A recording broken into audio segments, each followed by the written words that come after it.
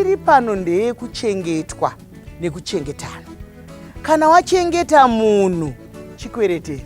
Kana tachengetwa nevamwe vanhu ngatibvumei kuzotendawo kuti patasvika apa veduwe ndinhinga akandisvitsawo pano ndivatete vekuhwedza ndiba munini ndakasiwa ndiri nherera baba ivo vakamira neni kusvika zvadi wodyawo navo kwete kuti iwo wakudyawo chipfachura nenyika ivo vachitambura uku. Kutenda ndicho chikuru. Chokwadi kana uchinge wabatsirwa wachengetwa une chikwereti. Hatidi kuvandana chikwereti. Mukubatsirana kana ndichinge ndabatsira inini kune vanhuwo zvavo vagara vakatongodaro kuti kana abatsira hagone kunyarara. Saka zvinobva pamoyo zvichiburikidza nerudo rwaunenge uinaro mukubatsira vanhu.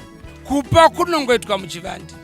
Jesu mubhaibheri vanotendera bhaibheri waiti kana abatsira poresa chinyararisai musazoudza vanhu. Zvino yesu nhasi isu vana Jeromia vanati navo vanati abve mvuma kungopa munhu mapeya emasokisi zvinozara rukeshero rwose pamwe mai havana chakati imi apakaoma.